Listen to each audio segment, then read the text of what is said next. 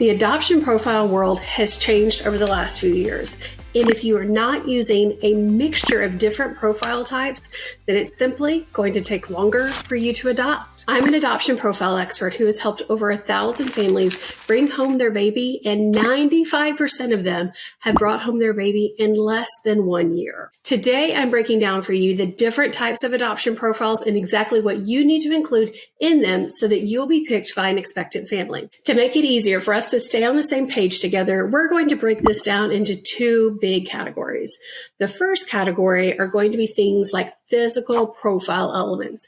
These would be things that you could physically hand to someone in real life. So we're going to call those in real life elements. The second big category are going to be digital elements, things that you're going to access from your phone or computer, and that's going to be the way that you're going to share those things. But before we dive into those, I want to give you just a little heads up of a special training that I have coming up. In this training, I'm going to be sharing with you the 3 things that you need to have inside your profile in order to be picked by an expectant family. And if you want to join us at the free live training and ask me any questions that you want, you can head on over to myadoptioncoach.com/training to grab your seat. So the first big category that we're going to start with are those in real life elements. Now, depending upon what type of matching you are using, you're going to need different profile elements. We'll save that complication for another video on another day. Instead, let's talk about the big broad buckets, right? So the first bucket is going to be things that you're naturally going to think of when you think of adoption profiles, and that's going to be an adoption profile book. And an adoption profile book is going to be the story of your family, right? You're going to tell a little bit about who you are, about each person. You're going to tell a little bit about what you like to do, and you're going to share more about what's important to your family and what you want this child's life to be like with you. We'll also give you just one little extra bonus tip to tell you that in a profile book, you really also want to include a way for someone to get to know you on a digital basis if that's what they want to do. Specifically, you want to include a link or a QR code, depending upon how they're getting that book, out to your profile video. I can tell you that expectant parents tell me that profile videos make a huge difference in who they picked and who they didn't pick, because that allows them to build a different level of comfort with you. We'll talk more about profile videos in the next few episodes, so make sure you come back for that, okay? The next physical profile element that you might be handing someone in real life is going to be kind of on the opposite end of that spectrum, which would be a business card. Now, a business card is a really great tool for someone to carry around in their purse or their wallet for those kind of impromptu opportunities that come up where you can share that you're hoping to adopt. Now, if you're working with an agency, they might not want you to do this, but if you're self-matching your adoption, you're definitely going to want to do this. So on the business card, you're going to include some photo of you, some contact information, and basically just the sentence, "We are hoping to adopt. Please pass this along to someone who might be considering placing a child for adoption." Something very simple and to the point, but with a way for someone to get to know you is really critical when it comes to using a business card. You want to take that same approach when it comes to using our next element, which would be a flyer. Now, you're going to think of a flyer as something that you would put up in one of those like bulletin boards. Now, hear me say that I know in some areas this may seem really old school and like something that you wouldn't do, but I cannot count the number of clients who actually match via flyer that they've left on a physical job board, at a laundromat, on a board, a cork board that was there, posted in a doctor's office, just laying on the counter, on a hairdresser's window as someone kind of walks by.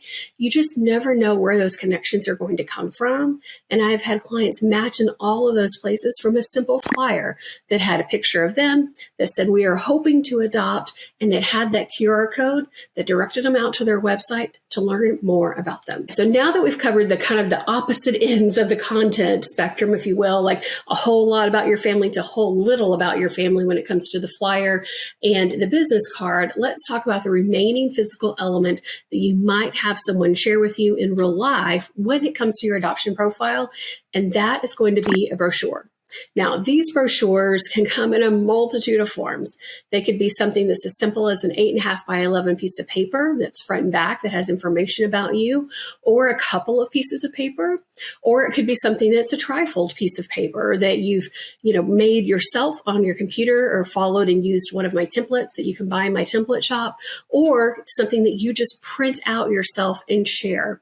The idea with the brochure is that it's not as much detail as what's inside a profile book or maybe even on a website, but it's definitely a lot more detail than what's on your flyer or on your business card. Inside, you're going to want to include things like the fact that you're hoping to adopt a baby, your contact information, a little bit about your family, not much, because remember, you're not going to have much room in this type of, vehicle, if you will, to hand out to somebody. There's not enough physical space to include a lot about your family.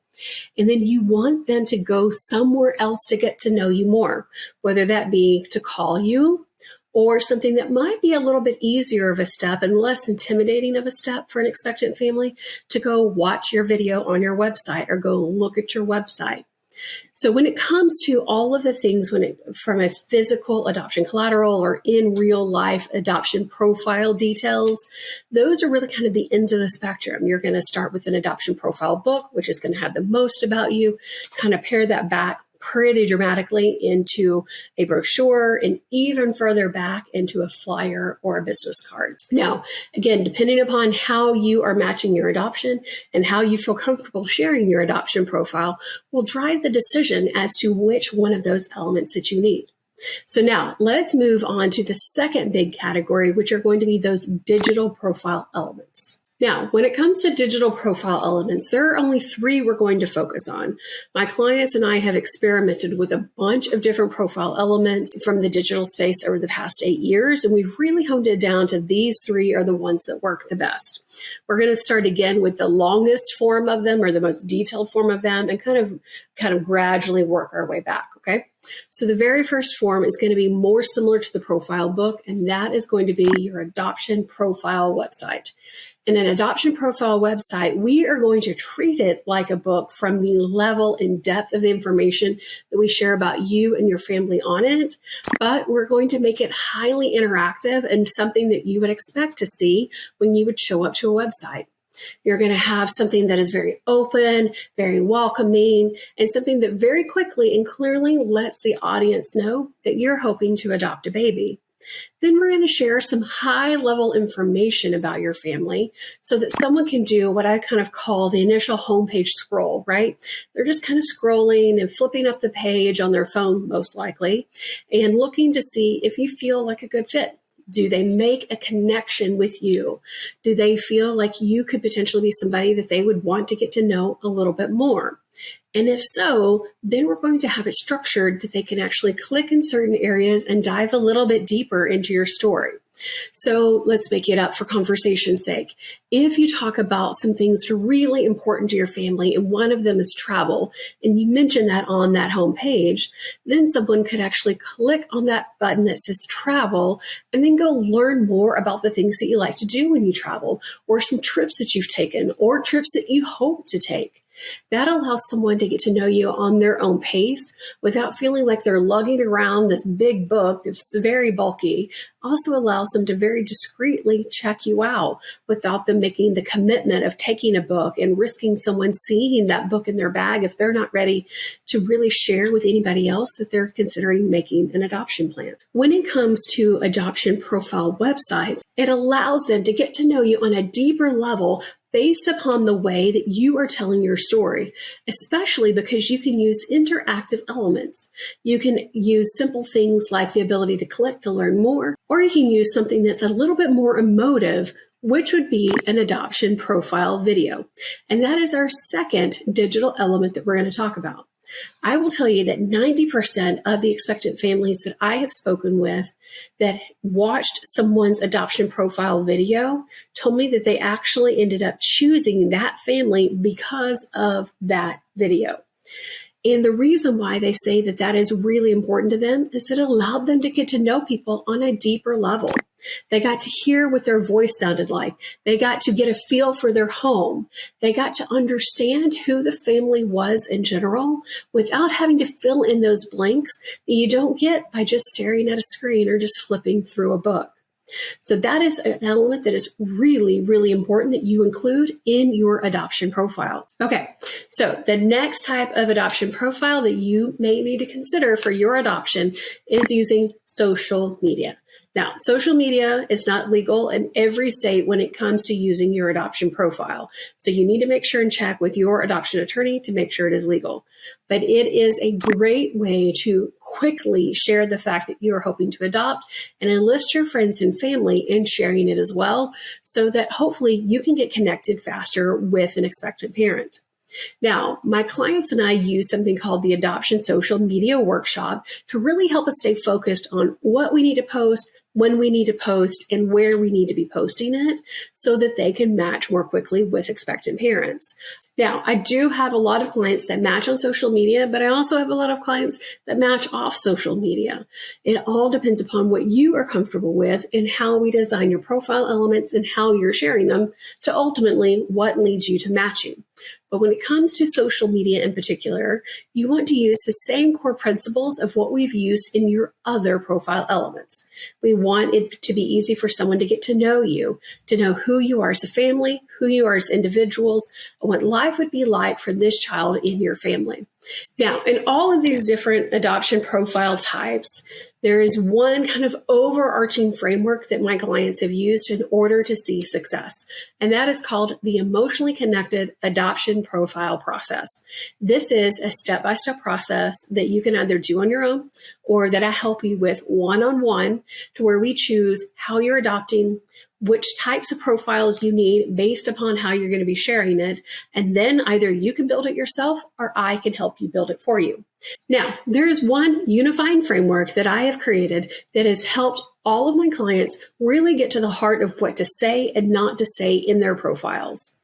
That is called the emotionally connected adoption profile process. I know it's a mouthful, but it really gets to the heart of what we're trying to do, which is create an emotional connection with an expectant family and a hopeful adoptive family so you can ultimately create the life that you both want for this child. And the very first step in that process is deciding which types of profiles you need to have based upon how you plan to adopt. And if you want to learn what type of adoption profile you need based upon how you are matching your adoption, then check out the video, How to Match Your Adoption in 2024. Inside this video, I break down for you the different types of profiles and how my clients have matched using those over the last 8 years.